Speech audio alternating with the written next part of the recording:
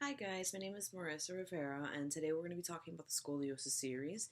The Scoliosis Series is a series of X-ray images used to view the entire adult spine. You can take it AP or PA, but PA is preferred because it reduces patient dosage, especially in the thyroid and the breast area. There's also the lateral view and the Ferguson method.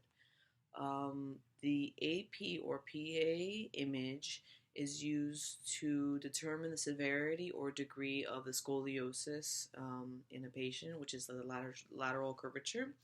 The lateral image is to determine the severity of the kyphosis or lordosis curvature in the spine. And the Ferguson method is actually just when a patient puts the primary curvature side, that foot on top of a block to raise it up, and then they take the same image but with the other foot. So let me get into details about how you would take these images. Before I start talking about the different positions in the scoliosis series, I wanted to explain better what the breast and gonad shields actually are. What it is just the plates that are attached to the collimator, um, and they are positioned so that you would leave the area where the spinal cord is um, uncovered, and you would also attach a gonad shield onto the collimator if you're using a big cassette. If not, you could also attach the gonad shields directly to the patient. So this is the PA AP projection of the scoliosis series. This is to determine the degree and severity of scoliosis. And most frequently, it includes two images for comparison. One of them is going to be with the patient erect and one with the patient recumbent. Shielding is very important in these images because you need to use breast shields for young females and also gonadal shields. The CR is going to be aligned with the mid-sagittal plane, and the patient's arms are going to be at their sides. You need to make sure that there's no rotation of the torso or the pelvis if possible.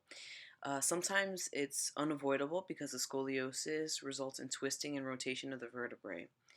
Then you need to place the lower margin of the IR to about 1 to 2 inches below the iliac crest, and the SID is going to be about 40 to 60 inches. Sometimes it's bigger with a larger IR to obtain the required collimation. The image is then taken with suspended breathing on expiration. The PA is preferred over the AP because of the significantly reduced dosage. This is the lateral position in the scoliosis series. The structures that are seen in this is the degree of kyphosis or lordosis and also spondylolisthesis.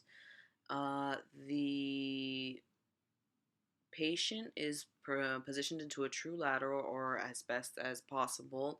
You would do this by placing the pelvis and the torso as lateral as possible, and you align the mid-coronal plane of the body to the CR and midline of IR.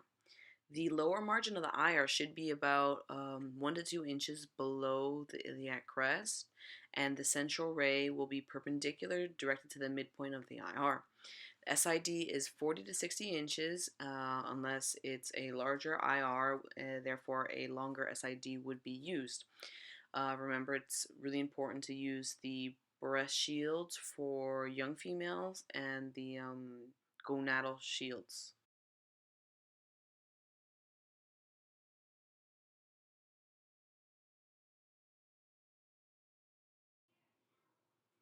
This is the Ferguson method of the scoliosis series. What it is the patient places a block under the foot of the convex side of the curve so the patient can barely maintain the position without assistance. Um, then it's flipped over onto the other side and they use it for comparison. What needs to be demonstrated is the thoracic and lumbar vertebrae, including 1 to 2 inches of the iliac crest. Um, You also need to make sure there is no rotation and that there is no motion. So the image would be taken on suspending respiration on expiration.